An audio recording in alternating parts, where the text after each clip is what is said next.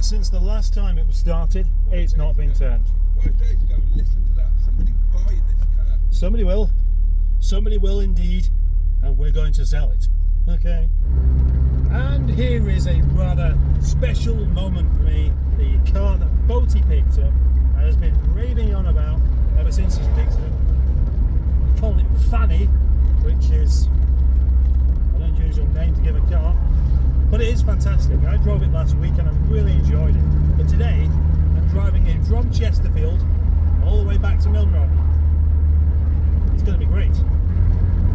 Oh yes, it's absolutely planted. It's fantastic. There's nothing like a TF or an F on roads like these. And this one is it's just excellent, basically. So the plan is, today being Wednesday, I'm driving this car back. Tomorrow, because today will have been gone by the time I get back, I shall start the cleaning process of this car. A lovely, lovely, good clean. Clean on the inside, that's easy enough to do. Clean on the outside, easy enough to do. And then, scratches, swirls, any of this kind of stuff, I want this car to be absolutely gleaming and to be very, very proud of its price. What a fantastic way to spend the afternoon.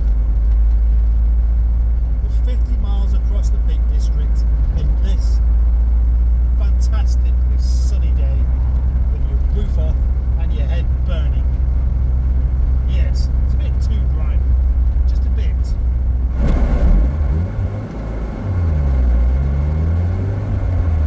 He's got a good telling off. Oh dear, silly, silly, silly. I think if there's one occasion where that pair of top glasses would have come in handy, this is it. Because for the first time ever, there's nothing to stop the sunlight from getting in my eyes. Nothing at all, there's no roof. You can't drive around like that everywhere, can you? That kind of defeats the object of doing it in the first place. That makes me look like a sailor. I would be enjoying this particular drive a lot more had I brought those glasses, or, you know, that it was a bit overcast and I brought my wallet with me, because this car hasn't got very much fuel in it. There's always an element of jeopardy when it comes to taking a car from one place to another, but this isn't quite what I was expecting. Boaty said to me, oh, there's loads of fuel in it, but there's not. With that amount of fuel, I'd be happy to go to work and back 3 times, not across the Peak District.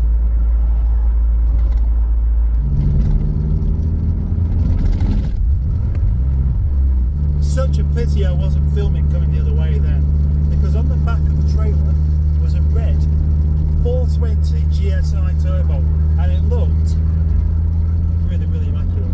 Actually, it might not have been a turbo, but it was definitely a GSI, and it had the boot spoiler on the back. That usually gives it away.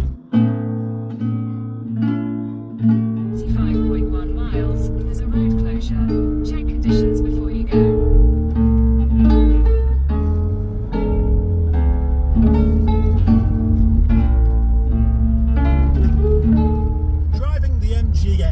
With both hands on the wheel is a bit like making love to a beautiful woman. It's not dangerous to use one hand, but it feels nice to use both.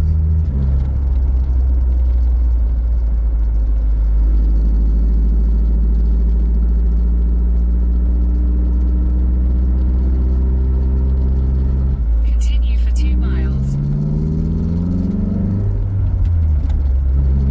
Oh, I'd like to be really flinging it around this here, but I can't while there's a Fiesta in front of me and this car's going the other way. Project Nigel may be closed by the time you arrive. Take the next left onto Lower Market Street, NCN 62. 1/8 of a tank left. Exit the roundabout onto M67. Continue on M67 for 5 miles.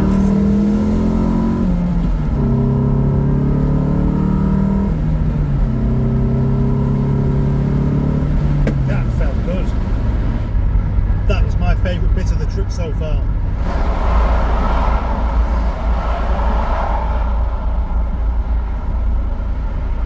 This is not the fun I was expecting to have.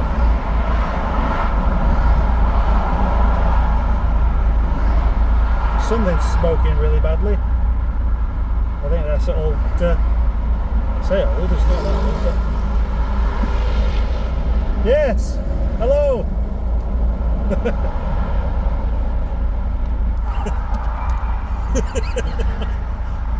You're out of shot anyway. That's not the first time I've been driving along a motorway and somebody shouted at me because they know who I am. It's great becoming famous, you know. I'm really enjoying it. Thank you very much, man in van. There's nothing like a nice big delay to make you even more concerned about the amount of fuel you've got left over. Still, it's 20 miles to go, or just over 20 miles to go. Yet there's a 26-minute delay between here and when I can set off again, which is about a mile away. So that's not a lot of fun. One day I'll get to the end of this little jam that we have. One day I'll get to the end of this jam. Today, hopefully, before I run out of petrol. At last. Oh gosh, it feels like such a treat to suddenly be moving in second gear again and into third gear. Third gear was a treat. Third gear happens to be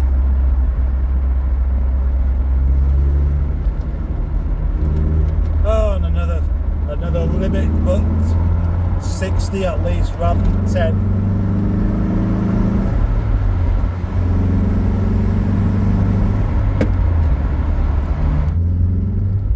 Out of all the TFs recently, this is the one I like the sound of the most because it's got that lovely raughty exhaust. It's not too loud, it's not too embarrassing, it's not got too much of an induction growler on the go. It just sounds sporty. Like that. And that's good. That's how it should sound. It's not over the top. It's just nice.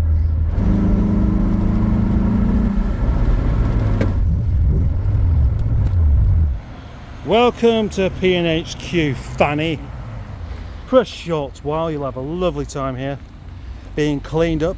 Being made to look as lovely as you can possibly be. Before somebody else decides to buy you. And they will do. What a fantastic drive. What a fantastic car. All it needs now is a fantastic new owner. Open top with my head scorching all the way back from Chesterfield to being in a nice air-conditioned car with a roof on. They both have the plus points. So that trip was, on one hand, excellent and a lovely kind of leisurely day's work, but on the other hand, a bit tiring at the end because the electric window decided it wasn't going to work any longer. Now that isn't the fuse either, I've just checked. So I've had to put Fanny inside and put Toby out. Oh, Toby Charles feels like a dog now, doesn't he? Or, you know, a tomcat. Pushed out the cat flap to make way for Fanny. Although my first job tomorrow was going to clean that car and then get on with doing other things, now I'm being forced into doing a little bit of investigation as to why that stopped working. Now, I thought this is strange because the other one stopped working as well. They were working perfectly well before, so it must be a fuse, a single fuse, but it wasn't. And it has two fuses, so there must be a controller, ECU or something like that, somewhere else in the car that has gone faulty or has somehow unplugged itself. I'll find that out tomorrow. Now look, even more delays. For a day that started off with no delays whatsoever, this has certainly turned itself around. That man's going to beat me to the end of the road, I can tell you. He will do. And he's an old man as well. A man of this age shouldn't be running along, he should be walking. Being pushed in a chair. but he's determined to beat the traffic, show that running is a much better form of transport than driving your air-conditioned car in a traffic jam.